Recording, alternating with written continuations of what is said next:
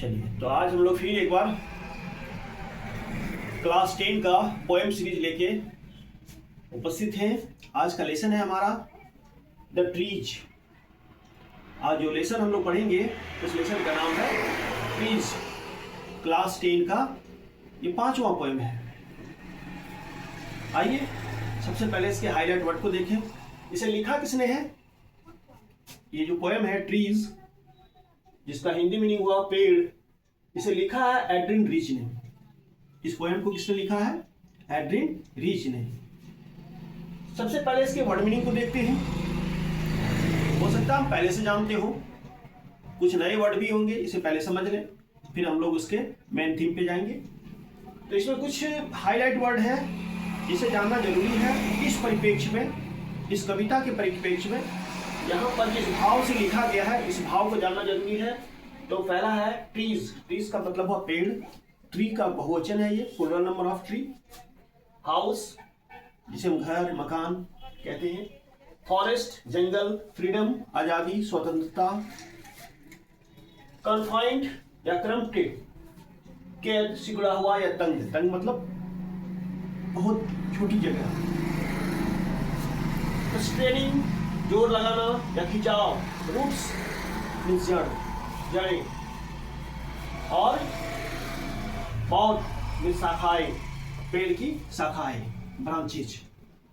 आइए सबसे पहले इसके मेन थीम को जानते हैं। इस कविता के माध्यम से कवि पोएट किन बातों की ओर अपना ध्यान आकृष्ट किए हैं? कविता का मुख्य भाव है, यह कविता पेड़ों को घर के अंदर से जंगल की ओर जाते हुए दिखाती है। कवि इस कविता के माध्यम से ये बताने का प्रयास किए हैं कि पेड़ घर के अंदर से जंगल की ओर जा रहे हैं। क्यों? क्योंकि उन्हें आज़ादी प्यारी है, उसे ज़्यादा जगह चाहिए। घर के गमले में जो पौधे हैं वो चाहते हैं कि हम बिंदास जिंदगी जिए, जंगल की ओर रहें, स्वतंत्र जिंदगी जिए। जो बताता है कि कैसे लोग, खासकर महिलाएं, अपनी सीमाओं से बाहर निकल कर आज़ादी और विकास जा रही हैं। कैसे महिलाएं घर के चार दीवारी से बाहर निकल रही हैं और बाहर भी अपने झंडे गाड़ रही हैं, आजाद जीवन जी रही हैं। यहाँ पर पेड़ महिलाओं के प्रतीक के रूप में लिया गया है। इस कविता के माध्यम से कवि यह बताते हैं कि प्रकृति अपने बंधन से मुक्ति और स्वतंत्रता चाहती है। प्रकृति क्या चाहती है? इस बंधन से मुक्ति चाहती है और स्वतंत्रता उन्हें प्यारी है, स्वतंत्र जीवन जीना चाहती है। यह नारी मुक्ति और पितृसत्तात्मक समाज के खिलाफ महिलाओं का संघर्ष का प्रतीक है। यह कविता पूरी तरह से पेड़ पर आधारित है, लेकिन यह पेड़ महिलाओं के परिप्रेक्ष्य में लिए गए हैं।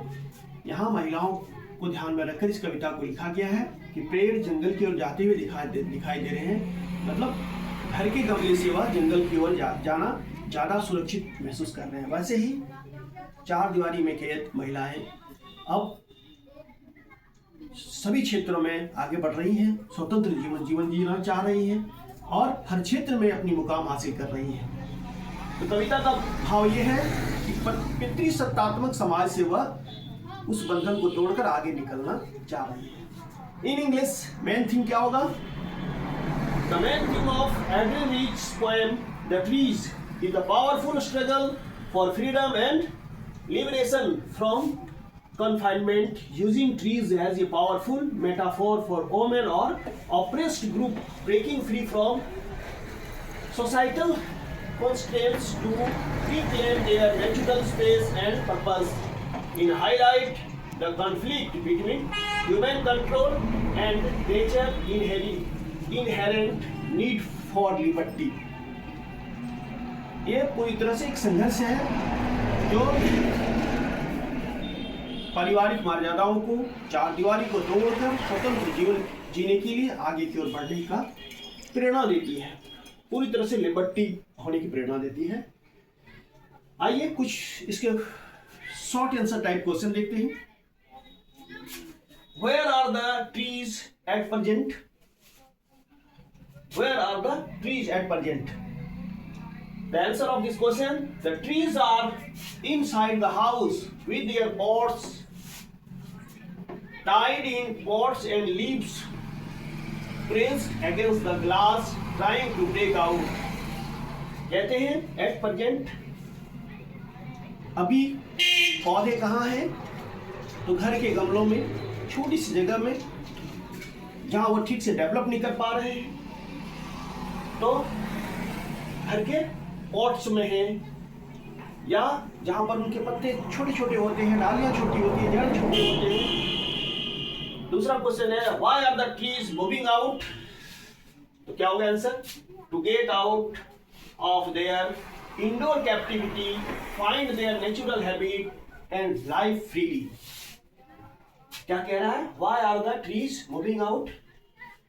क्यों पेड़ बाहर की ओर जाती हुई दिखाई दे रही है? क्यों बाहर की ओर जा रही है? तो कह रहा है to get out of their indoor captivity, find their natural habit. उनका जो स्वतंत्र जीवन है, जो स्वतंत्र आदतें हैं, जिसके चलते वह फ्री जीवन जीने के लिए घर से, गमले से बाहर जाना चाह रहे हैं।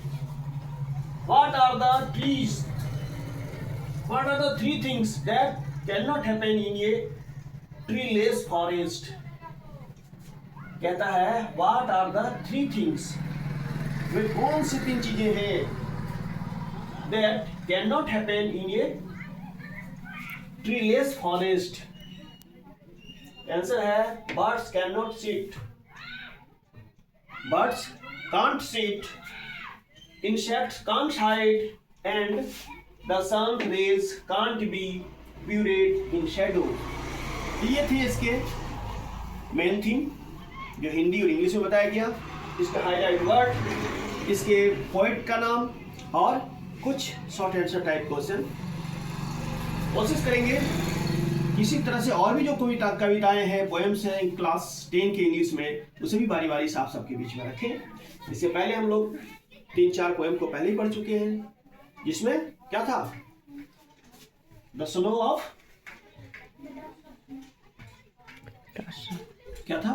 Dust of snow. पहले कविता हम लोग पढ़े थे डस्ट ऑफ स्नो। उसके बाद हम लोग कई सारी कविताएं पढ़े हैं, 4 कविताएं पढ़ चुके हैं, ये 5वां कविता है नहीं। चलिए, तो आज के लिए इतना ही। That's all.